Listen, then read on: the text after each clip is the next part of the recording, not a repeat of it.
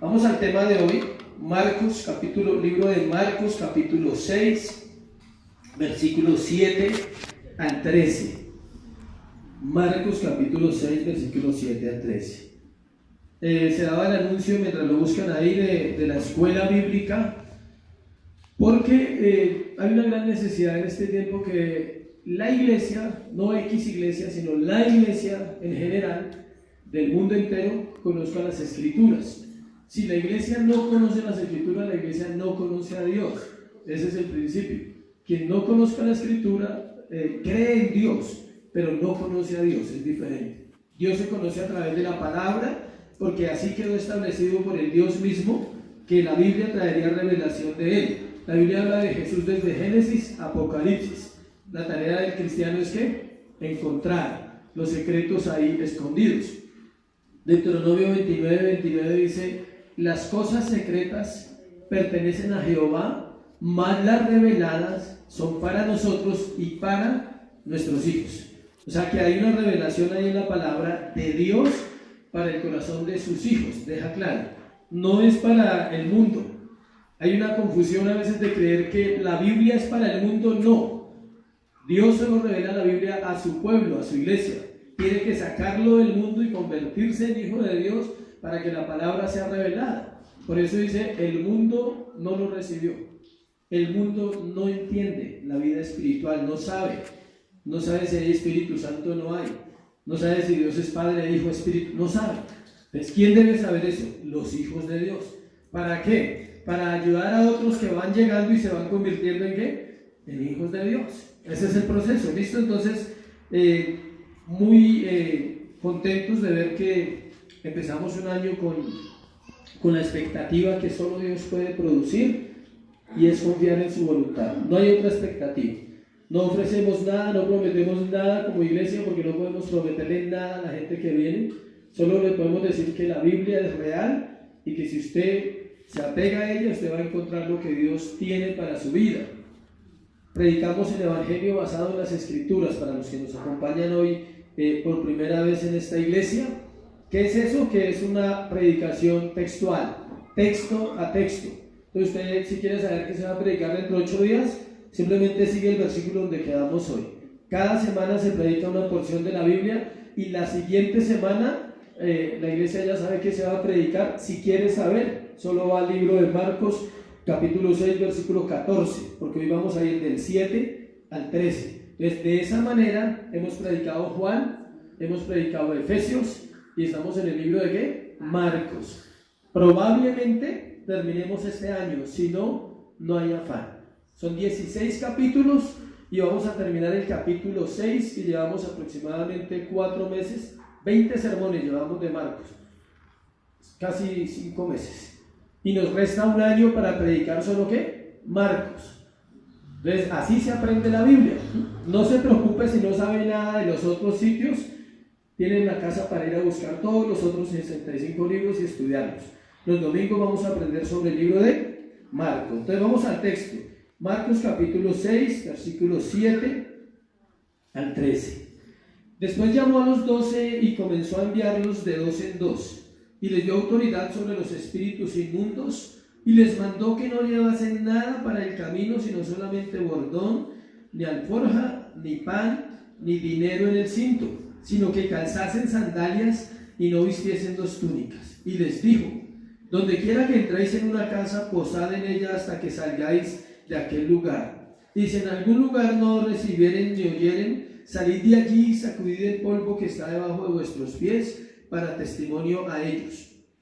De cierto os digo que en el día del juicio será más tolerable el castigo para los de Sodoma y Gomorra que para aquella ciudad. Y saliendo, predicaban que los hombres se arrepintiesen, y echaban fuera muchos demonios, y ungían con aceite a muchos enfermos, y los sanaban. Padre, te damos gracias en esta mañana, Señor, por tu palabra. Gracias por el privilegio que tenemos hoy de escuchar tu voz en ella, Señor, de saber que fue escrita para este tiempo, para nosotros, para nuestros corazones, Dios, para edificarnos. Por eso te pedimos que sea tu Espíritu Santo, Señor, hablando al corazón de cada creyente. poniendo de acuerdo a la necesidad, el consejo, el aliento, Dios, la sabiduría, aún la exhortación que cada uno de nosotros requiere, Señor. Te damos gracias en el nombre de Jesús. Amén y amén. La enseñanza de hoy lleva como título: Jesús formó mensajeros fieles. Jesús formó mensajeros fieles. Para poder entender siempre tenemos que conectarnos con el texto anterior. ¿Quién se acuerda cómo fue el título de la enseñanza de hace 8 días? ¿Ah? Los efectos de la incredulidad. Y vimos cómo la historia de Jesús con su propio pueblo y con su propia familia, y él dice un dicho, era un dicho en la época, pero quedó plasmado en la Biblia, que no hay profeta sin honra, sino en su propia tierra, en sus parientes y en su casa. Y hablamos de varios efectos de la incredulidad, que trae ceguera, que ensombrece todo, que no nos deja ver la realidad de lo espiritual, y que generalmente está catalogado como uno de los pecados, o el pecado más terrible que pueda tener la humanidad en este tiempo. ¿Es cuál? La incredulidad. ¿Por qué? Porque todo pecado es perdonado en el momento en que una persona cree en Dios. Entonces lo terrible es que esa persona no crea, porque todos sus pecados quedan acumulados para un día final. En el momento en que la persona vuelve su corazón a Dios en fe y en arrepentimiento, entonces cualquier pecado, por difícil que uno piense, o por feo que parezca, o porque uno dice, ¿será que Dios sí es capaz de perdonar eso? Obvio, Dios perdona todos los pecados. Se piensa que el servicio a Dios es para personas exclusivas.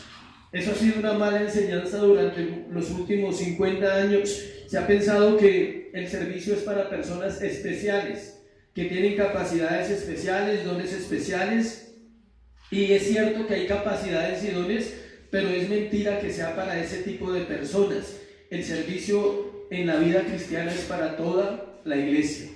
Todos de una u otra manera servimos. El hombre sirve en su casa cuando provee, o no sirve. Si no provee, pues no sirve, ¿sí? Pero si provee, sirve, ¿sí? La mujer sirve cuando ocupa el lugar que debe ocupar en su casa, y sirve en su casa, y colabora también. Algunas mujeres en la parte financiera, otras no, pero también está sirviendo en el cuidado de los hijos, está sirviendo en todo lo que ella debe hacer en casa. Entonces el hombre, independiente de todo, fue creado ¿para qué? Para servir. ¿Cuántos trabajan en este lugar? Todos, la mayoría. ¿Sirven o no sirven? Obvio. Estás sirviéndole a una empresa por una remuneración económica, pero tú estás prestando un servicio. Algunos sirven en una empresa y esa empresa sirve a la comunidad. También está prestando un servicio. No importa la labor que desempeñe la empresa, está haciendo un trabajo en una nación, en un país. Entonces a veces no tenemos claro el concepto del servicio. Dios trabaja de manera contraria al pensamiento del hombre, porque Él trabaja en el corazón de dentro hacia afuera, y el hombre trabaja de afuera hacia adentro. ¿Cuántas mujeres se demoran 2 horas arreglándose? No levante la mano, por favor. O sea, ¿sí? Trabajan de afuera hacia adentro, ¿sí? El hombre se demora menos, pero también se arregla, también hace el deber de arreglarse, ¿no? Esa es la idea, pero se demora menos. Los conceptos de liderazgo, escuche, están enfocados a mandar a que otros hagan todo para el líder, a obtener un lugar por encima de. Ese es el liderazgo normal. El liderazgo secular está enseñando eso, que otros te sirven a ti, tú logras cosas porque otros hacen cosas para ti. Pero el Señor Jesús formó el corazón de sus discípulos con ejemplo, con servicio, con entrega.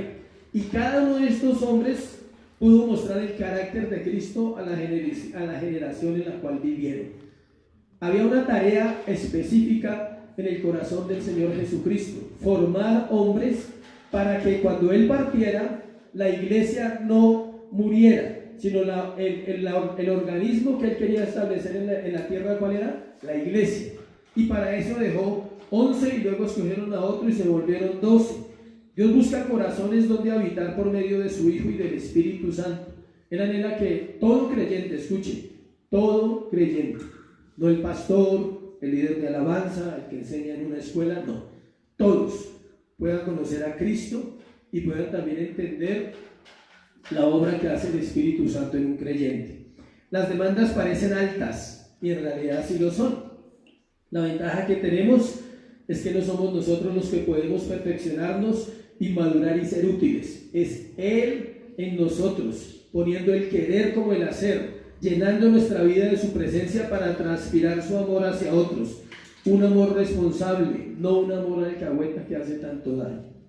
Tenemos esa gran falencia en estos tiempos de no tener claros los conceptos de espiritualidad, de liderazgo, de amor, porque el amor verdadero es un amor responsable, es un amor que te dice, mira, si continúas así, vas a terminar mal. Y a la gente no le gusta que le hagan ese tipo de observaciones. Oye, si tú no ordenas tu vida como joven, en 5 años no tendrás una vida clara y establecida. Pero si tú la organizas ahora en tu juventud, en 5 o 10 años tú vas a tener esperanza, de tener carácter, de tener madurez, de decir, tengo la capacidad como hombre de responder por una familia, tengo la capacidad como mujer de hacer mi aporte también a una familia. Pero pensamos que no es así. Nos cuesta que nos digan las cosas. A todos nos cuesta, a mí también. El Señor no demanda algo que no podamos cumplir. Cada demanda de la Biblia la dejó porque la podíamos cumplir. Obvio, ¿con la ayuda de quién? Del Espíritu Santo. Escuche lo que dice 1 Corintios 10:13. Dice, no os ha sobrevenido ninguna tentación que no sea humana. ¿Se oye?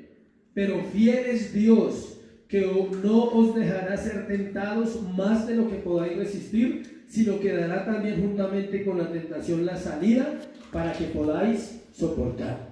O sea, cualquier tipo de tentación, de situación, de prueba, de circunstancia, no está fuera del control de Dios. Son permitidas para que el hombre, en este caso el creyente o el que está en esa búsqueda real de Dios, pueda crecer y pueda madurar. Encontramos en este pasaje una de las 5 fases en las cuales el Señor fue preparando el corazón de sus discípulos para la gran tarea de evangelizar la tierra. Le explico esta parte. En los evangelios, Mateo, Marcos, Lucas y Juan, hay 5 fases o 5 momentos en los cuales Dios llamó a sus discípulos. Cada etapa fue diferente. Hoy vamos a ver solo una, la cuarta parte. Esta que vamos a estudiar hoy es la cuarta parte. Pero yo le voy a leer las otras para que no quedemos perdidos en el tema, para que digamos, habló de 5 pero no dijo nada. La primera, escuche, solo le voy a leer, pero nos vamos a centrar en la cuarta. Primero, fueron llamados a confesar a Jesús como Señor y Mesías, atraídos por el Espíritu Santo a creer en el Señor. Eso lo encuentra en Juan 1:35-51, cuando nos narra la historia que él iba y el Pedro lo vio, Andrés lo vio, Juan lo vio y fueron llegando. ¿Cuál era la primera forma como él los llamaba? A creer en Jesús. Y así pasa con el creyente. Lo primero que una persona hace es depositar su fe en Cristo. Luego, segundo, solo para que lo escuche, los llamó a seguirle de tiempo completo y dejar sus actividades anteriores como la pesca y la recaudación de impuestos. Eran pescadores y había un recaudador de impuestos. Eso lo vemos en Marcos 1:16, que ya lo estudiamos acá, cuando dice que dejando sus redes ellos le seguían, que dejaron el trabajo que realizaban por seguir a Jesús. La gente se pregunta, ¿cuánto tiempo estuvieron los discípulos con Jesús? Todos los días después de que asumieron el llamado. Vivían con Él, dormían donde Él dormía, comían donde Él comía, y fue una formación intensiva, era un curso intensivo de 3 años. Un discípulo se forma bien en 3 años si es comprometido, si no puede durarse 20 y no se forma. Depende del compromiso que él tenga, depende lo que la persona vaya entendiendo y comprendiendo. Tercero, los elevó al nivel de predicadores. No solo fueron llamados a seguir a Jesús, sino que fueron enviados por Él como sus delegados apostólicos. Eso está en Lucas 6:12-16. O sea, primero los llama a creer, luego los llama a que dejen algunas cosas, luego les delega una autoridad. Y cuarta, que es la que vamos a mirar hoy, los preparó para el ministerio enviándolos a una gira de corta duración. Hoy vamos a ver una gira de los apóstoles o de los discípulos de corta duración. O sea, una oportunidad que Dios les dio de ir y experimentar el ministerio. Quinta, finalmente, después de su resurrección y antes de su ascensión, Jesús los comisionó para hacer milagros. y predicar el Evangelio por toda Jerusalén, Judá, Samaria y hasta el último de la tierra, y se conoce como la Gran Comisión. Hoy veremos las características que se necesitan para que nuestro carácter sea formado y maduro para Dios y así ser mensajeros fieles. Hoy vamos a mirar la cuarta, que es la gira que encontramos ahí. Jesús, escuche, Jesús hizo 3 giras, o 3 viajes, como usted lo quiera escribir, o 3 vueltas. 3 veces hizo lo mismo, como Pablo hizo 3 viajes misioneros. Él 3 veces pasó por los mismos lugares, hizo 3 giras en su ministerio. En Marcos estamos ubicados en la tercera. Marcos no inicia su evangelio como lo inician los demás, desde que cuando él nace, si ve que él omite el nacimiento de Jesús, mientras que Mateo sí habla del nacimiento de Jesús, y Lucas, Juan tampoco habla del nacimiento de Jesús. Ellos abordan, en el caso de Marcos, él aborda directamente la vida ministerial de Jesucristo, el servicio de Jesús. Entonces vamos a conectarnos con el pasaje anterior, con el último versículo que vimos hace 8 días, que sería ¿cuál? El 6. Y estaba asombrado de la incredulidad de ellos y recorría las aldeas de alrededor enseñando. Ahí quedamos hace 8 días. Su asombro era impresionante por la incredulidad de ese pueblo. Entonces viene la estrategia. Entonces él dice, y recorría las aldeas de alrededor enseñando. El Señor ve la oportunidad y dice, aquí no nos podemos detener, vamos a hacer un trabajo. Y es cuando viene lo que vamos a mirar en el día de hoy, que el primer punto se llama los mensajeros fieles proclaman salvación. Versículo 7, parte A. Después llamó a los 12 y comenzó a enviarlos de 2 en 2. El Señor salió de la sinagoga y se fue a enseñar a las diferentes aldeas. Y luego tiene una reunión con los discípulos y les hace ver por qué es necesario que ellos vayan a predicar. ¿Debido a qué? A tanta incredulidad. Los envía de 2 en 2. Estaba cumpliendo una ley. Nada de lo que usted encuentra en la Biblia y lo que usted estudia en la Biblia es inventado y es puesto ahí porque sí. Tiene un fundamento. Él estaba cumpliendo una ley que está en Deuteronomio 19:15, que dice que tienen que haber ¿qué? Testigos, y que mínimo tenían que haber ¿cuántos testigos? 2. Para que todo testimonio fuese válido tenían que haber ¿qué? 2 testigos. Él está haciendo eso y se los mando de 2 en 2 porque es más fácil el trabajo, porque hay más credibilidad y también porque no es bueno ir solo a predicar. ¿Sí sabía? ¿Cuánto les gustaría compartirle a alguien el Evangelio? 2 cosas nomás. Una, ore harto. Señor, respáldame. No, ore realmente. Ore por esa vida un tiempo. No le puedo decir ni 3 días, ni 5, ni 10, ni 15. No hay fórmulas en esto, ¿sí? Ore con el corazón por esa vida, por esa alma. Y luego, dígale a alguien que le acompañe, pero cuéntele, dígale, mire, estaba orando por esta persona, sea un tío, un primo, un familiar, un loco, lo que sea, pero ore por alguien. Y dígale, está orando por esta persona y ya siento el tiempo de ir a compartirlo. ¿Listo? No sienta sino ora. ¿Sí me explico? Es que yo siento, no. Si usted no ha orado, no sienta. Ore porque hay seguridad. Usted está orando varios días. Señor, dame la gracia, ten misericordia de esa vida, ten misericordia de la mía para poderle compartir. Y cuando ya esté en el momento en que usted dice, sé que este es el momento, aunque le vayan a decir no, pero hay que predicarle. Entonces, compártele a alguien y dígale, me acompaña, vamos a visitar a fulano. Estamos orando por varios con mi esposa y vamos a ir a visitarles y no saben que estamos orando por ellos. Eso es lo importante, que la gente no sabe que usted está orando por ellos. El mensaje principal, escuche, que necesita la humanidad es ¿cuál? El de la salvación. No hay un mensaje más importante que ese en este tiempo. Ningún mensaje es superior a la salvación. Si se resuelve el mayor problema que enfrenta la raza humana, que es la condenación eterna, lo demás en esta tierra será ¿qué? Pasajero. Tú puedes resolver todos los problemas terrenales, financieros, económicos, familiares, emocionales, interpersonales, como usted lo quiera llamar. Pero si no resolvemos el mayor problema que está enfrentando la raza humana, ¿cuál es? Se está muriendo y se está yendo al infierno, se está yendo a una condenación ¿qué? Eterna. Y ese es el gran problema que Jesús vio en su generación, y Él tiene que mandar a los discípulos y decirles, vayan y prediquen. Y si usted lo quiere leer ahí, en el versículo 12, saliendo predicaban que los hombres que se arrepintiesen. ¿Qué es importante en las demás cosas? Sí, amo vivir bien. ¿Sabe por qué amo vivir bien? Porque viví muy mal. Por eso amo la vida. Me gusta vivir bien, comer bien, estar bien con mi esposa, estar bien con mis hijos, en lo posible. Pero por encima de eso, comprendo que hay cosas que no se van a solucionar en este tiempo y que hay una urgencia y una importancia mayor en predicarle a las personas el Evangelio y en decirle a la gente que es tiempo de volver su corazón a Dios. Parte de ser fiel a Dios es eso. Todo creyente, escuche, todos los creyentes pueden compartir el Evangelio. Cuando hablamos de predicar el Evangelio, de compartir el Evangelio, no estamos hablando solo de un púlpito. Un púlpito es un privilegio, es una oportunidad, pero es una mayor responsabilidad. Estamos hablando de la vida diaria, de la vida suya.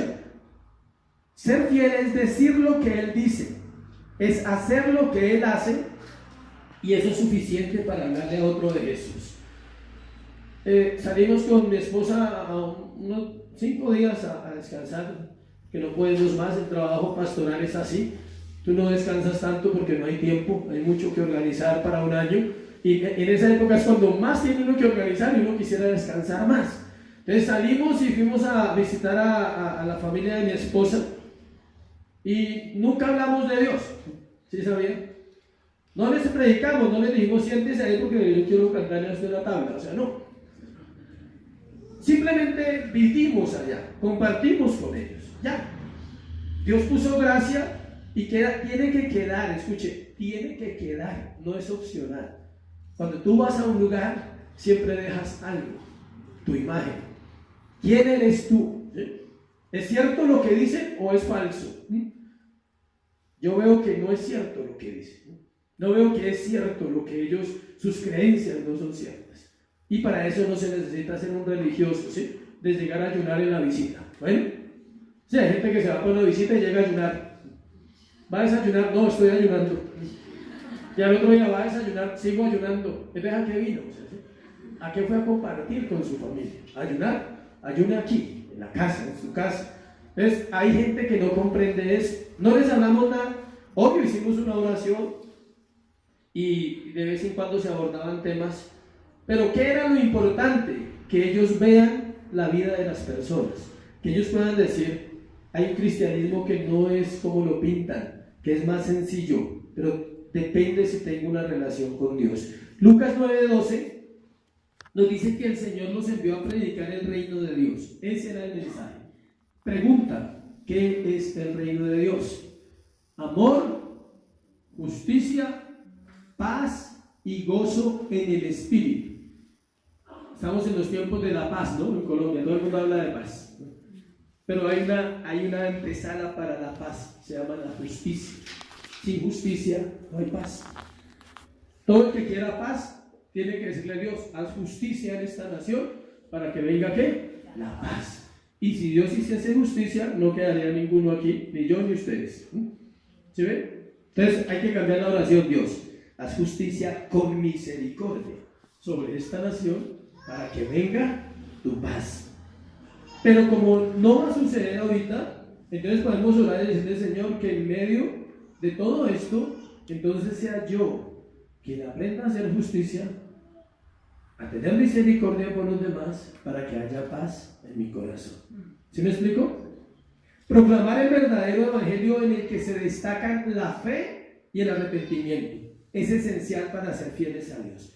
Jesús estaba formando a estos hombres para transmitir el evangelio que hoy sostiene la tierra, que hoy sostiene la iglesia. Nosotros somos el resultado de la predicación de los discípulos, que a su vez otros creyeron en ellos, luego otros siguieron creyendo y se ha extendido 2000 años después. Por eso él tenía que llevarlos a esas características. Tenía que asegurarse que su mensaje fuera fiel, y el mensaje fiel es el mensaje ¿cuál? El de la salvación. Algo menos que eso, escuche, equivale a adulterar el mensaje. Ellos habían escuchado al Señor enseñar. Ellos decían, uy, ojalá pudiéramos hacerlo como Él. ¿Se acuerdan que leímos? Que todos se admiraban de su doctrina. Todos decían, ¿quién es ese? ¿No es el hijo de María? ¿No es el carpintero de Jerusalén, el hijo de José? Y todos decían, pero nadie ha hablado como él habla, y nadie ha hecho las cosas que él ha hecho. Entonces ellos tenían el mejor ejemplo, su propio Señor. Ellos lo habían escuchado enseñar, predicar, solo tenían que hacer lo mismo. Uno lo ve fácil, ¿no? Dice uno, pues es hacer lo mismo que hizo Jesús. Se necesita a Cristo en el corazón vivo, ferviente, no en una creencia, en una relación diaria. Habían sido enviados por Él, eso les garantizaba el respaldo divino. Ellos tenían una ventaja que nosotros puede que no tengamos, pero tengamos otra, que Él estaba ahí, en la tierra, en cuerpo. Físicamente podían decir, ¿quién lo mandó a usted? Jesús. ¿Cuál Jesús? El que está, Él se quedó allá en Jerusalén. Y todo el mundo conocía en ese momento ¿a quién? A Jesús. Decían, esos son discípulos del que predica y del que sana enfermos y del que resucita muertos. Vamos a confiar en la palabra que hay en ellos también. Segundo, los mensajeros fieles manifiestan ¿qué? Misericordia. Versículo B dice, y les dio autoridad sobre los espíritus inmundos. La autoridad delegada que habían recibido no era para jactarse y buscar fama, dinero o reconocimiento. Esa es una gran diferencia entre las personas de autoridad y que han sido delegadas por Dios para predicar y para enseñar las escrituras. Pueden buscar fama, pueden buscar dinero o pueden buscar ¿qué? Reconocimiento. Dice, escuchen, al enviarlos de dos en dos, dice, y les dio ¿qué? Autoridad sobre los espíritus inmundos. Tener esa autoridad puede llevar a una persona a jactarse, a decir yo oro y los demonios se van. No, en el caso de ellos no. ¿Sabe qué entendían ellos de esta orden? Él les decía, miren, ustedes van a tener la capacidad de ver la opresión en las personas, de ver cómo ellos están atados y esclavos por espíritus inmundos, y yo les voy a ustedes la autoridad para que ellos sean libres. Necesitaban desarrollar ¿qué? Misericordia. Era para tener misericordia por los que estaban enfermos, oprimidos y separados de Dios. Era para eso esa autoridad. No era para que la gente los admirara y dijera, uy, tan chévere como ellos son, tan bonito que hablan, tan bueno que hacen. No, exclusivamente Dios traía un mensaje de ¿qué? De misericordia. El solo hecho de estar separado de Dios ya es un estado de miseria en el ser humano. No hay nada más triste en la vida que encontrar personas separadas de Dios. A algunos se les nota más que a otros. Tuve la oportunidad ayer de encontrarme con una señora y la distinguimos hace rato, y ella, siempre yo voy y hago mi trabajo para mi esposa de llevar productos. Ella me dice que le haga el favor y yo con mucho amor le hago el favor de llevar productos y se lo entrego a una señora. Y ella siempre la saludo, hola, ¿cómo está? Bien. Y ella perdió su hija por una enfermedad terminal. Estaba en Estados Unidos una hija, sí. Y luego vino aquí a Colombia y perdió la mamá en menos de unos meses.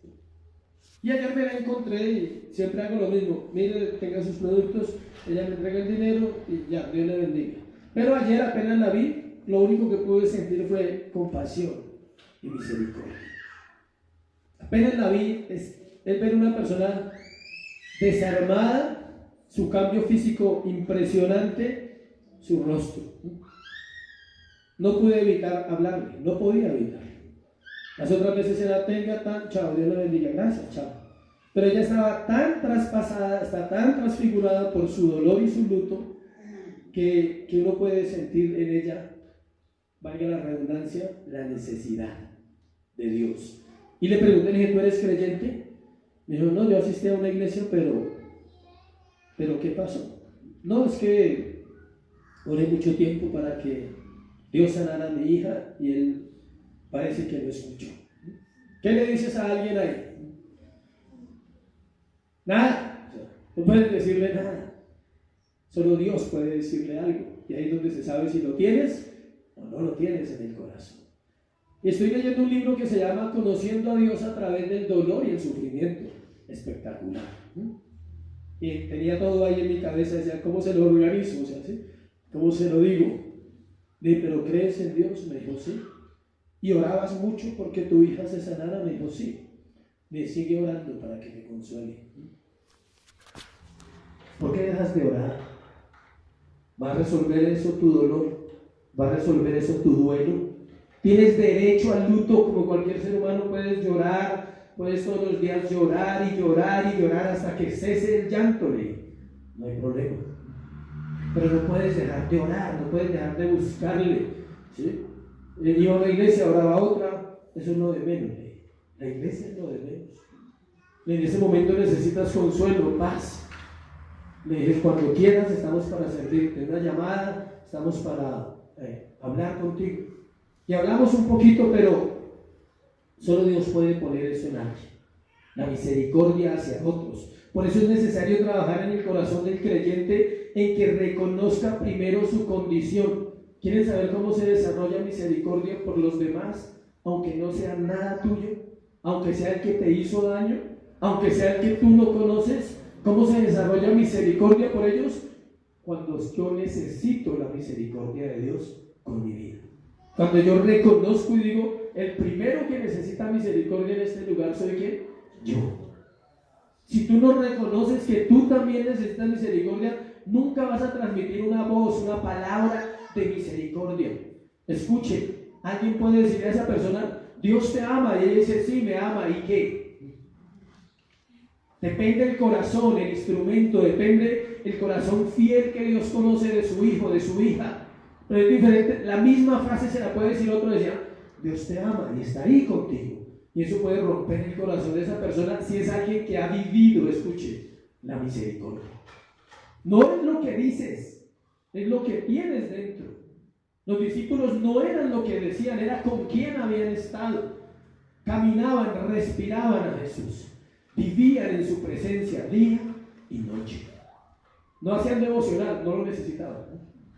No es que por eso no vaya a ser devocional, pero ellos en ese momento tenían la plenitud de Cristo en carne y hueso y toda la llenura de Dios en un hombre llamado Jesús. Y ellos podían decirle a la gente cosas. Y uno lo nota cuando alguien recibe una palabra de aliento, aunque lo estás confrontando. No era fácil para mí decirle a ella que confiara en Dios. Y le dije, nosotros vivimos algo similar con mi familia. Perdimos a mi hermano y perdimos a mi papá en 6 meses de diferencia. Y fue hace 30 años, pero aún me duele. Aún recuerdo a mi padre, aún recuerdo a mi hermano. Y fue difícil, pero tú estás vivo. Y hablamos y ella, en todo caso, pudo llorar, pudo descansar. Y es difícil comprender el corazón de los demás. Queremos que nos comprendan nuestro corazón, pero es difícil comprender. Cuando hablamos de predicar un mensaje fiel como el de la salvación y cuando hablamos también de tener misericordia, se necesita entender que no depende de nosotros, que depende únicamente de la obra de Cristo por gracia en nuestros corazones. Nuestras actitudes diarias, nuestra confianza en Dios, eso ya está dando un mensaje. Nuestro interés por el problema de los demás. El Señor le dio a ellos la autoridad para realizar las mismas señales que Él hacía. ¿Por qué? Porque Él sabía que ellos necesitaban esas señales para tener misericordia de las personas. Aquellos que maltratan a las personas, que las utilizan para enriquecerse, que solo les interesa lo que pueden aportar y no sus almas, darán cuentas a Dios. La misericordia es orar, escuche, por la necesidad de aquellos que Dios va acercando a mi entorno, donde trabajo, donde vivo, donde me congrego y donde predico. Tú no sabes en qué momento una persona está necesitada de misericordia. Solo Dios te lo puede hacer ver. De pronto muchos han vivido situaciones, uno las vive casi a diario. Diariamente uno vive situaciones. Un día iba en un Transmilenio y se subió un hombre y era ver, yo estaba así parado en la puerta donde uno se para ahí y él quedó al frente mío.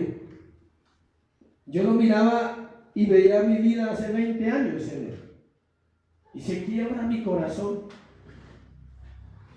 Y le dije, ¿tiene hambre? Me dijo, sí. y llevaba algo de comer en el maletín que llevaba. Casi no llevo nada de comer porque como todo lo que llevo. Entonces, ese día llevaba algo y le di algo de comer, pero no podía hablarle del quebranto que había en mi corazón. Quería hablarle, pero no podía. No podía, mi corazón era verme ahí, 20 años antes, igual, en la misma condición, sucio, vacío, sin esperanza, decía yo. No sé quién es, no sé quién era, no me interesa, nunca le pregunté el nombre, pero hice lo que hice porque lo sentía en mi corazón, ¿sí? No es hacer cosas para ganar indulgencias, no vas a ir al cielo por eso, es hacer cosas porque Dios sabe que puede llegar algo al corazón de esa persona. Orar de verdad, con un corazón que comprende el estado de aquellos, comprende el estado de aquellos que viven sin Dios. No sé si tú piensas en eso como iglesia, en tu entorno, en tu amiga, en tu amigo, en tu compañero de trabajo, en alguien que frecuentas constantemente y son buenas personas y son buenos amigos, pero pocas veces has entrado a orar y decirle: Señor, dame misericordia por fulano. Quiero sentir misericordia. Quiero llegar a ver lo que no puedo ver en él o en ella. Y eso lo puede hacer el Señor. Tercero, los mensajeros fieles viven de manera dependiente. Tienen un mensaje fiel. ¿Cuál es? La salvación. Tienen algo fiel, la misericordia, pero también tienen una vida ¿qué? Dependiente. Versículo 8 al versículo 9. Les mandó que no llevasen nada para el camino, sino solamente bordón, ni alforja, ni pan, ni dinero en el cinto, sino que calzasen sandalias y no tuviesen ¿qué? 2 túnicas. El Señor les da instrucciones, unas que ya había dado antes al pueblo de Israel. El versículo 8 le dice que llevar y que no llevar. Comparemos Éxodo 12:11. Acompáñenme ahí a Éxodo 12:11 para ver de dónde Dios o de dónde Jesús saca todas sus enseñanzas. Éxodo 12:11. Dice: y lo comeréis así, ceñidos vuestros lomos, vuestro calzado en vuestros pies y vuestro bordón en vuestra mano, y lo comeréis apresuradamente en la Pascua de Jehová. Es un pasaje que está hablando cuando Israel va a salir de Egipto, y él le dice cómo tienen que salir. Le dice: salgan así, lleven esto, lleven aquello, lleven lo otro. Es la misma instrucción que les da en el Nuevo Testamento a los discípulos. Escuchen, esta directriz o esta instrucción era temporal. Ahorita cuando terminemos este puntico le voy a decir por qué. Ahora Cristo es nuestra Pascua. Él es el que liberta al hombre de su esclavitud al pecado. Mire el bordón, dice ahí, y les mandó que no llevasen nada para el camino, sino solamente ¿qué? Bordón. El bordón era un bastón de apoyo y también servía de defensa personal contra ladrones y animales salvajes en el camino. La mayoría de estas ciudades eran en el desierto. Israel es en el desierto, y allí siempre han habido ladrones, nunca han estado lejos de la moda, siempre han existido, ¿sí? Y aquí no eran excepción, ¿sí? Los ladrones no existen hoy, o sea, allá no robaban celulares, pero robaban, ¿sí? Es igual. Y el bordón le servía de apoyo y de defensa personal contra los ladrones y contra, ¿quiénes más? Los animales salvajes en el camino. Ahora no hay animales, pero hay algunos salvajes, ¿sí? Entonces el bordón te cuida de los salvajes. Solo podían llevar lo que ya tenían. Escuche, el bordón era algo utilizado normalmente en los hombres.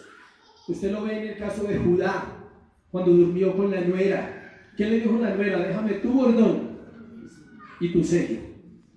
Los hombres usaban el bordón, era como una época en que se usaba el sombrero, ¿sí? Y así, hoy en día se usa el celular. Solo podían llevar lo que ya tenían, su bordón, la ropa que tenían y sus sandalias. No podían llevar 2 túnicas.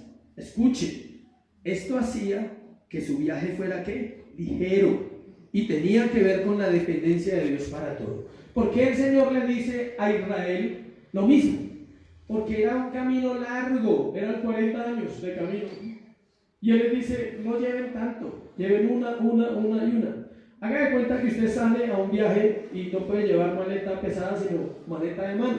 Entonces usted no echa todo. ¿Cuánto llevan muchas cosas para los viajes? Yo he visto casos. Nosotros ya aprendimos con mi esposa. Mi esposa es muy sabia y ya aprendimos a llevar poquito. Ahora llevamos ropa y no la usamos, llega igual de limpia. Antes llevábamos mucha, pero hemos ido aprendiendo hasta eso. El caminar con Dios, escuche, es un camino que largo. Quítese los bultos, por favor, ¿es así? Deje lo que no sirve fuera. Si usted quiere ser un creyente fiel, tendrá que despojarse de muchas cosas en su caminar. Algunas no las comprendemos cuando llegamos y más adelante las vamos comprendiendo y dice, uy, yo si hubiera dejado esa maña hace rato, sería más feliz. Porque uno viene con muchas mañas a la iglesia. Pero bueno, sigamos adelante. Él les estaba enseñando, escuche, lo que había predicado en el Sermón del Monte. El Sermón del Monte ya había pasado en esta historia y Él les está enseñando. ¿Qué les está diciendo? Cada día trae ¿qué? Su propio afán. ¿Qué les está diciendo? Los pajarillos tienen hambre, pero confían en mí. ¿Confíen ustedes también en mí? ¿Quién ha visto un pájaro preocupado mediodía pensando en el almuerzo? No, alguien de pronto diga, yo no he tenido esa experiencia nunca. Él no está meditando y dice, ¿será sopa o será seco? Carne, pollo, goulash. O sea, como cuando se va al restaurante y dice, tengo este principio, sopa de tal, ya se sabe todo el menú. El pajarito no, él está tranquilo. ¿Sí? ¿Usted sabe si un pájaro tiene hambre o no? No sabe. Mírenlo allá en la cuerda y dice, ya almorzaría, ya comería. Él no se afana por nada. O sea, y si sabe que los pájaros comen como cualquiera de nosotros sus 3 golpes. Normal. Y no está preocupado. Esto era una clase de dependencia. Una clase, escuche, no un patrón para toda la vida. La gente interpreta mal el texto. Esto no era para todos los discípulos hoy. Ahorita lo vamos a mirar. La mayoría de creyentes citan Mateo 6:33. ¿Qué dice? La mayoría de los creyentes, no la minoría, no estoy diciendo la minoría. Mas buscar primeramente el reino de Dios y su justicia y todas, ¿qué? Tarea aprendérselo, por favor. La mayoría de los creyentes. Mateo 6:33. Y todas estas cosas os serán añadidas. Estamos terminando el capítulo 6 de Mateo, pero el contexto empieza en el capítulo 25, dice el afán en el versículo 25 de Mateo 6. Se lo voy a leer varias cosas que el Señor les estaba enseñando. Escuche, ellos escucharon este sermón y Él les está recordando, le dice, por tanto os digo, no os afanéis por vuestra vida, qué habéis de comer o qué habéis de beber, ni por vuestro cuerpo, qué habéis de vestir. ¿No es la vida más que el alimento y el cuerpo más que el vestido? Como ellos ya habían recibido esta predicación, en el momento en que los envía a predicar, les dice, yo ya les enseñé qué tienen que hacer. Mirad las aves del cielo, que no siembran, ni ciegan, ni recogen en graneros, y vuestro Padre Celestial las alimenta. ¿No valéis vosotros mucho más que ellas? Y así sucesivamente hasta que llega al versículo 33. Entonces, nunca cite un versículo sin contexto porque puede quedar en vergüenza con alguien que conozca la Biblia. Alguien que conozca la Biblia bien y la estudie lo va a avergonzar. Y usted va a decir, no sé nada, qué pena, no, yo no. Es como los que publican un versículo suelto, igual. ¿Por qué dice buscar primeramente el reino de su justicia? Lea todos los versículos anteriores. Y dice todo lo que el hombre busca y todo lo como el hombre no lo debe buscar, porque va a ser añadido ¿por quién? Por Dios. Es importante notar que la lección era clara, la dependencia absoluta, más para el corazón de los discípulos que para lo que ellos iban a compartir, era enseñarles y decirles, mire, si ustedes pasan esta clase, yo les voy a dar otra más importante. Lucas 22:35. Esa es la otra clase, ¿sí? El Señor, como era un maestro, daba unas clases espectaculares. 22:35 al 37. Miren lo que dice. Acá es donde nos damos cuenta que la instrucción era ahí. Se tiene que aprender a entender las escrituras. La instrucción era cuando, ahí, después fue quitada. Aquí está cuando la quitó. Lucas 22, 35, 37. Escuchen. Hoy no me digan que no lo tengo.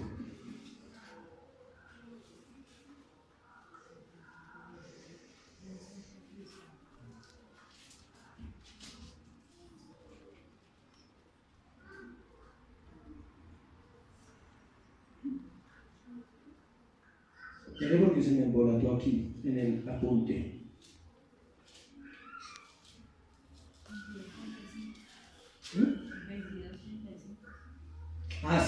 Sí está bien, perdón. 22:35. Estaba mirando la mano aquí en la Biblia. Dice, a ellos dijo, escuchen, cuando os envié sin bolsa, sin alforja y sin calzado, os faltó algo. ¿Sí que les está diciendo? Esto sucedió más adelante y él les está diciendo, cuando yo los mandé a ustedes la otra vez a predicar de dos en dos, que no llevaran alforja, que no llevaran bolsa y que no llevaran calzado, ¿os faltó algo? Y ellos dijeron que nada. No nos faltó nada, Señor. Escuche. Les dijo, pues ahora. ¿Cuándo? Ahora. El que tiene bolsa, tómela. Y también la alforja. Y el que no tiene espada, venda su capa y compre una. Porque os digo que es necesario que se cumpla todavía en mí aquello que está escrito. Y fue contado con los inicuos, porque lo que está escrito de mí tiene cumplimiento. ¿Qué está diciendo el Señor? Que ahora, que toda persona que sirva y toda persona que predique el Evangelio debe tener una dependencia absoluta de Dios, pero debe vivir en los tiempos de sabiduría que estamos viviendo. O sea que cuando yo voy a una casa, también es bueno a veces llevar algo. Él está diciendo, en esa época no, porque el ambiente era terrible, la incredulidad era bastante. Dice, ahora equípense, prepárense. No se vaya a una reunión si con lo del bus para devolverse, de pronto no lo consigue. ¿Sí me explico? Hay gente que cree que la otra parte la aplica y se va a una casa y va a pedir para el bus allá en la casa. Le da pena, eso da pena. Usted llega a una reunión y terminan orando por usted. Dice, oremos por esta persona porque como que no trajo para el bus. Tiene cara preocupado. Y si usted no tiene para el bus, usted va a estar preocupado toda la predicación. Si usted dice, uy, ahora cómo me devuelvo. Eso está bueno, estarle escuchando y esto. Él está diciendo eso, él está diciendo, ¿les faltó algo? No. Dice, ahora el que tiene bolsa, tómela, o sea, apérese. ¿Sí? Y luego dice, y el que tiene la alforja, y al que tiene espada, que no tiene espada, venda su capa y compre una. Aquí hay un punto importante, escuche. Hay un mal entendimiento del carácter del cristiano. El cristiano, sobre todo en esa partecita donde dice que ponga la otra mejilla. El cristiano es manso, pero no es menso. El cristiano está en todo, escuche bien sin malinterpretar. El cristiano está en todo su derecho a reaccionar, escuche, defendiendo su vida o la integridad de los suyos, si le fuese necesario. Dios no tiene nada en contra de eso. O sea, Dios no está diciendo, déjense matar. No. Que lo persigan y lo maten a usted por el Evangelio, puede suceder. Pero en la medida en que usted pueda resguardarse, más tiempo va a vivir y más tiempo va a predicar. Él no está diciendo, cuando lo maten, entonces dígale, mátenme rápido, porque yo soy cristiano. ¿Sí ve cómo se malinterpreta? No. O sea, si usted ve que están haciendo algo contra su esposa, usted tiene que reaccionar. No, yo soy cristiano y pongo la otra mejilla, entonces cásquele más. O sea, no puede. A eso está refiriéndose. Si el que no tiene espada, compre una, porque los tiempos han cambiado. ¿Sí? Ahora no es que vaya a comprar un arma para tenerla en su casa, no. ¿Me estoy explicando? ¿Sí? Es el carácter. Y que tú cuando tienes que hablar, cuando tienes que decir algo, no puedes, que todo el mundo te la va a montar porque eres cristiano. No. Mientras tú no peques en tu carácter y decir, no, mira, las cosas no son así. Y puede que nuestra amistad se dañe, puede que nuestra relación no siga más, pero las cosas son así, y son así, y son así. Eso es el carácter cristiano. Pero eso viene cuando tienes una dependencia absoluta de Dios y sabes lo que estás diciendo. Aquí les dio otra instrucción, ¿sí ve? Primero les enseñó a depender, que Él proveería todo para ellos. Y cuando eso sucediera, podían tomar cosas, dice, y después les dijo que deberían tomar cosas y que llevarlas. dos instrucciones diferentes, ¿sí ven? No una sola. Esa sabiduría era la sabiduría lo que iban a necesitar para evangelizar al mundo entero. En conclusión, la primera instrucción era dependencia, la segunda era sabiduría.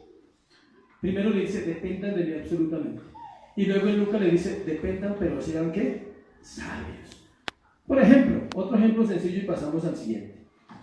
Usted se va a una labor en su día de un trabajo ministerial. Aliméntese bien, no se vaya con hambre, porque tal vez termine con hambre todo el día. Sí, no, allá Dios va a proveer, y si nadie le da, la gente dirá, no, el pastor ya viene almorzado. Sí, no se preocupe usted, o sea, es sabiduría.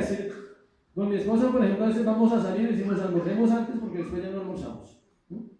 Almorzamos 2, 3 de la tarde, no hemos aprendido a almorzar más temprano. Estamos orando para almorzar más temprano, ¿sí? Pero a veces vamos a salir y decimos, uy, es la 1, no, está muy temprano. Esa 1 se vuelve 5 para almorzar. Entonces mejor almorzar a la 1 y no a las 5.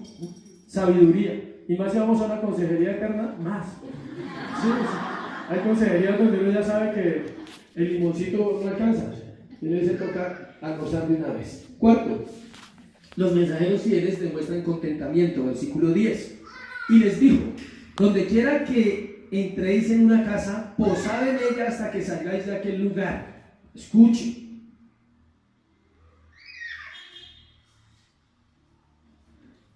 Algo que nos cuesta siendo creyentes es tener ese contentamiento en todo. ¿Qué era la instrucción?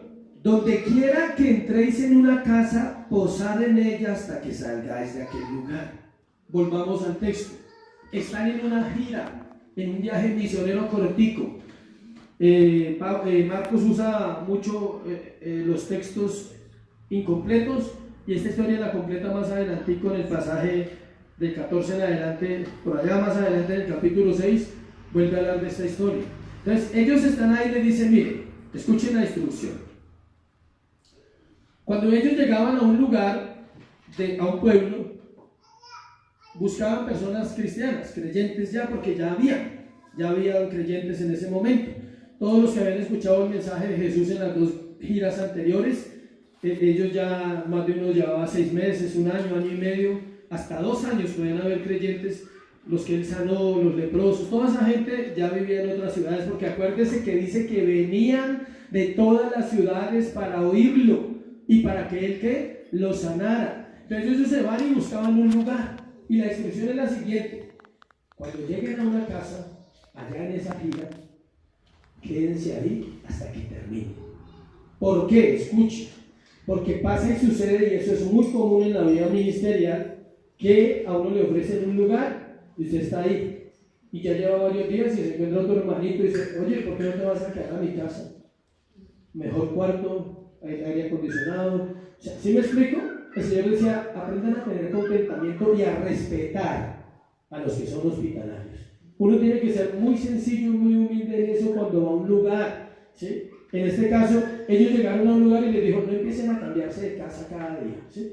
No es que alguien usted les compartió y oró y se sanó, entonces él le dice, le ofrezco hasta la vida, o sea, ¿sí? Porque usted oró por él y se sanó. Él les estaba enseñando el principio del respeto por la hospitalidad, el respeto cuando alguien te dice, oye, ¿por qué no vienes y te quedas en mi casa?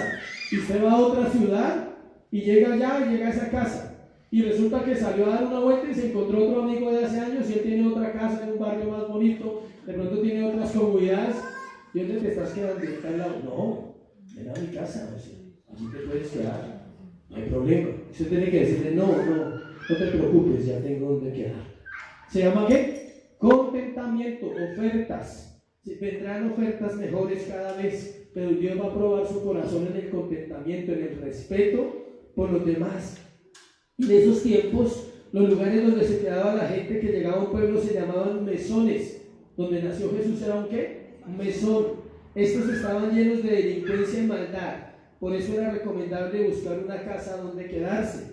La directriz era que en la casa que se quedaran cuando llegaran en ella, permanecieran hasta el final de la labor que iban a realizar. Y eso es importante para todos los creyentes. Uno lo vive muy cerca de las familias. Cuando uno va a una casa y se queda muy familiar, Él no quiere que usted se vaya a veces. Él dice, no, chévere que se quede aquí estos días. Pero llega otro familiar y dice, oye, eso es una ofensa para que le dé a usted hospedaje de primeras. Él dice, uy, ¿qué haremos? ¿Sí? ¿Será que no le gustó algo? ¿Será que se incomodó? ¿O no le gustó la cama? ¿No le gustó el cuarto? ¿Sí? ¿O no le gustamos nosotros? ¿O ya cambió, ya se volvió creído? Esto, lo otro. Sí, cualquier cosa pueden pensar. Entonces, ese era el fin de esa instrucción. No es que si usted aprecia a otra persona y le ofrece un mejor lugar y una mejor posición, deje el lugar inicial. No podían ir de casa en casa, escuche, aunque les ofrecieran hospedaje, esto les guardaba el corazón. El apóstol Pablo lo advirtió en Timoteo 3:6-10. Vamos a leerlo para entender los contextos. Segunda Timoteo 3:6-10. Escuche lo que dice. Porque de estos son los que se meten en las casas y llevan cautivas a las mujercillas cargadas de pecados, arrastrados por diversas concupiscencias. Estas siempre están aprendiendo y nunca pueden llegar al conocimiento de la verdad. Acá está diciendo que los líderes, cuando no son sabios, pueden cometer ese error al ir a hacer un trabajo ministerial o al ir a visitar personas. Empiezan de casa en casa en casa y pueden tener un problema donde encuentran una mujer inmoral y terminan mal. Entonces, eso también guarda al creyente, llegar a un solo lugar. Eso lo guarda uno. Estos consejos son importantes, no parecen importantes, pero sí son muy importantes. Terminamos Filipenses 4:11-13. Encontramos un versículo famosísimo, ya lo saben todos. ¿Qué dice Filipenses 4:13? Para allá escucho voces. Y si le pregunto el 11 y el 12, ¿se lo sabe? No. Filipenses 4:13, 4:11-13. Ahí está.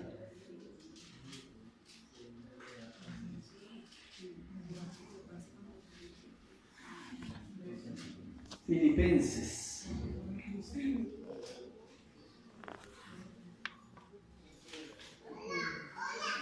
Cuatro, 11, 13. Mire lo que dice. No lo digo porque tenga escasez, pues he aprendido a contentarme cualquiera que sea mi situación.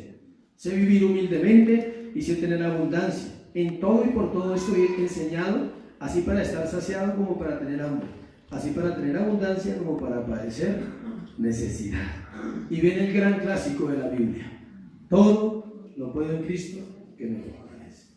No es una muletilla, no es algo de memoria, porque ¿quién no se memoriza ese versículo tan fácil? Todo lo puedo en Cristo que me fortalece. Memorícese los tres para que los pueda comprender, ¿sí? Y ahí sí habla de Filipenses 4:13. Si no, no hable de Filipenses 4:13.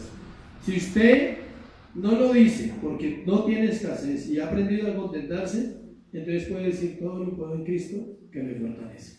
El apóstol Pablo lo vivía. El contentamiento nos hace agradecidos, equilibrados, humildes. Nos lleva a conocer más la voluntad de Dios para nuestra vida. Él les dijo: cuando lleguen a una casa, sean ¿qué? Humildes, no empiecen a buscar lo que no necesitan. Otro consejo: los mensajeros fieles ejercen discernimiento. Los mensajeros fieles ofrecen discernimiento. Versículo 11 de Marcos 6. Y si en algún lugar no recibieren ni los oyeren, salid de allí y sacudid el polvo que está debajo de vuestros pies para testimonio a ellos. De cierto os digo que en el día del juicio será más tolerable el castigo para los de Sodoma y Gomorra que para aquella ciudad. Cuando servimos a otros, el Espíritu Santo nos da los dones que necesitamos en esa labor para discernir cuándo se debe hablar de Dios y cuándo no. ¿Sí sabía que hay momentos en que debemos hablar de Dios y hay momentos en que no debemos hablar de Dios? ¿Por qué? Porque, como dicen, el palo no está para cuchara, ¿sí? No es el momento propicio. La gente quiere hablar de Dios en medio con la música del Pastor López. O sea, es imposible, ¿sí? La gente tiene otro pastor, es Pastor López. Entonces uno dice: no se puede en ese ambiente, ¿sí? Ahorita en esa época de diciembre, ustedes llegaron a una casa, cierren sus ojos y abran la Biblia, y la gente está estutaya, tuturuna, y todo eso. O sea, entonces es muy difícil ese ambiente. ¿Se necesita qué? Sabiduría, discernimiento. Es imposible convencer a alguien que te escuche cuando hablas de Dios. Si lo hacen es porque Dios así lo estableció. ¿Sí escuchó? usted no puede convencer a nadie que lo escuche. Si una persona quiere escuchar la palabra de Dios y el mensaje de Dios, es porque Dios ya ha preparado ese corazón. No trate de forzar a nadie a escuchar. Si es muy difícil, ya sabe cuál es el secreto: orar. Versículo 11: sacudir el polvo de los pies era una práctica de los judíos. La utilizaban cuando salían de su tierra y al regresar antes de entrar a la ciudad sacudían las sandalias. Ellos la usaban. ¿Por qué? Esto representaba que a la tierra de ellos no entraba ninguna contaminación o inmundicia de las tierras gentiles. Eso era un hábito que ellos tenían, una práctica. Esto era lo que el Señor les estaba aplicando ahora a su propio pueblo. Aquí hay algo importante. Esto lo aplicaban para los gentiles. Ahora Jesús lo está aplicando ¿para quién? Para los judíos. Es una forma de juicio, es una forma de exhortación a su pueblo que lo había ¿qué? Rechazado en el sermón que vimos hace 8 días. El mandato inicial de sacudir los pies era para las ovejas, ahora era para los hijos. ¿Quiénes eran los hijos? Estos judíos. Al mismo tiempo, las palabras de Jesús dejan claro las consecuencias de rechazar el mensaje de Dios, el Evangelio.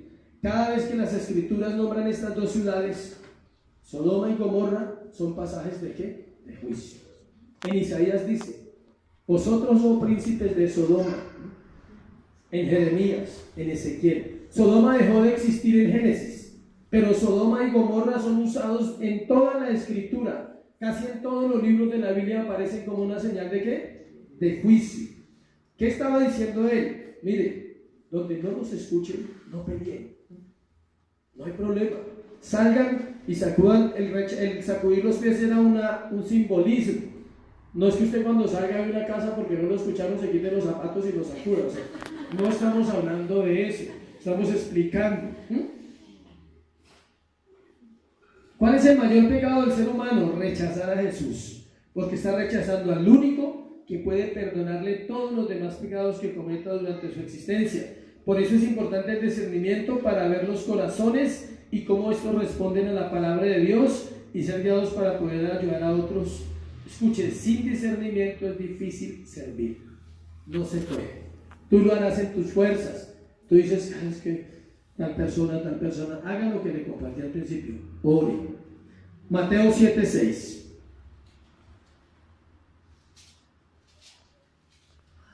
Dice Mateo 7:6: no deis lo santo a los perros, ni echéis vuestras perlas delante de los cerdos, no sea que las pisoteen y se vuelvan y os despedacen. El Señor explicó este principio que le está hablando a ellos, pero lo explicó en el Sermón del Monte en el que estamos leyendo.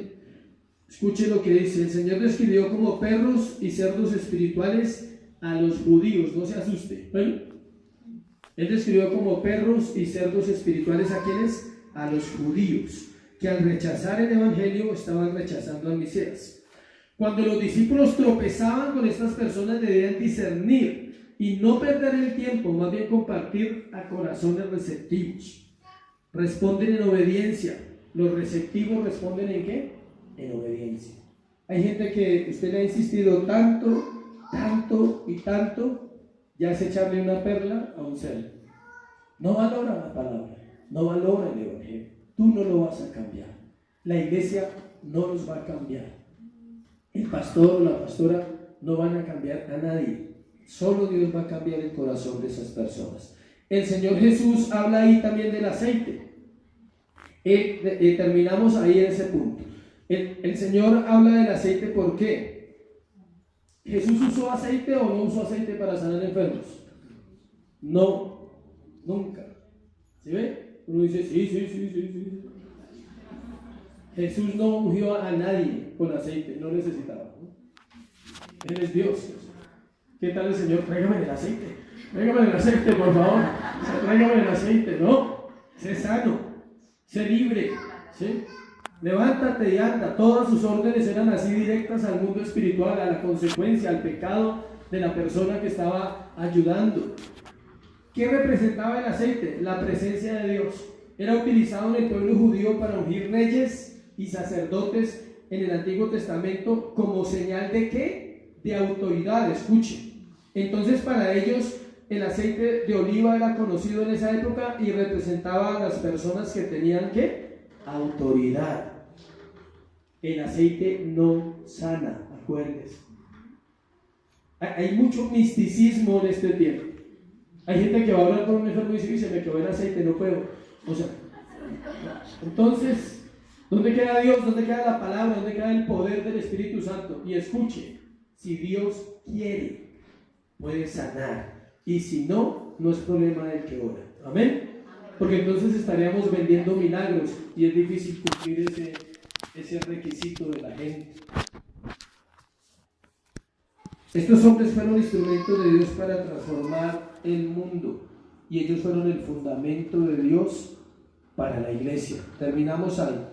¿Cuál era el fundamento de Dios para la iglesia? Los apóstoles. Los que saben de construcción y han construido, saben que el fundamento se pone ¿cuántas veces?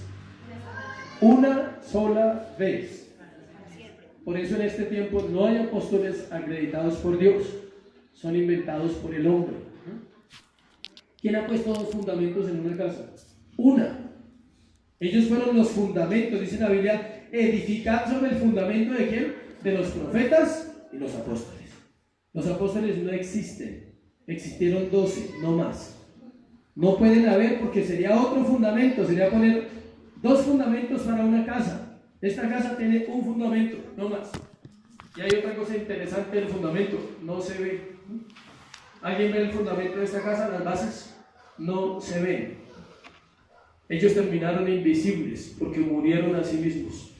La mayoría terminaron olvidados en la generación que vivieron, apedreados, crucificados, martirizados. Ninguno obtuvo fama ni reconocimiento. Ninguno fue adinerado ni tenía las mansiones de Jerusalén. Nada. Ninguno de ellos tenía nada de eso. Lo único que tenían era una vida formada por el maestro a través de esas características, y esas características tendrían que aplicarlas todo el resto de su vida. Amén. Si algo podemos hacer hoy es tomar de ahí lo que cada uno necesitamos. Hay gente que ya tiene misericordia, hay otros que no la tienen y tiene que orar y decirle: Dios, dame un corazón misericordioso. Hay gente que comprende lo que es la hospitalidad, hay otros que no lo comprenden. Hay gente que si no es un lugar así súper entonces no, yo no voy allá. Dios nos prueba el corazón tan fácil a veces, a ver si se le subió el moño. Dice: no, pero no se acuerda dónde dormía. A veces es necesario recordar de dónde venimos. Amén. Ponte sobre tus pies y vamos a orar, a darle gracias a Dios por esta palabra, pedirle que el Señor sea el que la ponga en ese corazón y podamos ser establecidos en su palabra. Padre, gracias por esta mañana, Señor, y por la palabra que tú traes a tu iglesia, Dios. Es edificante, Señor, darnos cuenta de la necesidad que tenemos de ti, Dios. Darnos cuenta de cuán urgente es predicar la salvación. Cuánta necesidad hay en este mundo, Dios, en esta tierra. Miles de almas, Señor, viven diariamente sin ti y morirán sin ti. Y tal vez no lo vamos a evitar, no vamos a llegar a todo el mundo, como algunos dicen, pero sí tenemos una gran responsabilidad, Dios, y es vivir para ti. Es vivir dependiendo absolutamente del poder del Espíritu Santo, Señor, en nuestra familia, en nuestro matrimonio, Señor, en nuestros hijos, en nuestros recursos financieros. Dios, ponerte a ti en primer lugar es lo más importante. Confianza plena que tú tienes el control, que tú estás obrando en nosotros, Señor. Danos un corazón de misericordia, Dios. Danos un corazón que pueda ver la necesidad en este tiempo, que pueda ver el corazón de aquel que tiene hambre, pero no de un plato de comida, tiene hambre de paz, tiene hambre de Dios, tiene hambre de que alguien traiga el consejo, traiga la sabiduría a su corazón. Tiene deseos de saber cómo escapar de la esclavitud, cómo escapar del pecado, Señor. Por eso danos discernimiento como iglesia, para entender lo bueno, lo malo, Señor, para desechar las fábulas, las genealogías, las doctrinas engañosas y centrarnos exclusivamente en la palabra de Dios, Señor. Porque está escrito ahí mismo, Dios dice que la palabra de Dios mora en abundancia en vuestros corazones. Porque la Escritura nos hace sabios, nos hace crecer en amor, nos hace crecer en el temor al Señor. Y es entonces cuando tus palabras y mis palabras pueden ser guía para alguien. Cuando puedes venir al corazón cansado y decir, aún hay esperanza para tu vida, porque Cristo está entre nosotros. Porque Él resucitó, nosotros vivimos, iglesia. Y porque Él vive, nosotros vivimos en este tiempo para Cristo. Dios, oramos porque este año sea año de misericordia en nuestros corazones. Empezando por nuestro alrededor, por nuestra casa, nuestros familiares, Dios. Haznos un corazón sencillo. El salmista clamaba y decía, oh Dios, crea en mí un corazón limpio, un corazón recto, Señor. Susténtame con tu palabra. Crea en mí un corazón. Tienes que orar diariamente cuando vayas a su presencia y decirle, crea en mí, oh Dios, un corazón humilde, no altivo. Un corazón que examina primero su vida para poder mirar en los demás la necesidad y no que mira la paja en el ojo ajeno y no ve la viga que carga. Perdónanos, Señor, hoy nuestros pecados, de la falta de amor de los unos por los otros. Que así como enviaste a los discípulos de 2 en 2, podamos ser sensibles a orar unos por otros, Señor, como iglesia, como compañeros, como amigos. Enséñanos a ser obedientes, Dios, enséñanos a buscar tu presencia. Gracias por todo lo que estás haciendo, Señor. Oramos en esta mañana por la juventud, Dios, de la iglesia. Danos misericordia a la generación que nos precede a ellos, Señor. Danos misericordia como papás para no ser necios, Dios, con nuestros hijos. Danos misericordia para ser ejemplo y luz a estos muchachos, Dios, que van creciendo en la ignorancia de ti. Solo tú puedes salvar esta generación que hay en la tierra, Dios, que es una generación joven, es una generación con fuerza, es una generación inteligente, Señor, pero aún así es una generación separada de ti y necesitan salvación y necesitan volver su corazón a ti, Señor. Por eso enséñanos para enseñarles a vivir, no con palabras, sino con testimonio, con ejemplo, con vida, Dios. Hoy bendice la iglesia, llévanos con bien a casa, Dios, a descansar este domingo, y que seas tú trabajando en el corazón con la palabra que queda sembrada en esta mañana.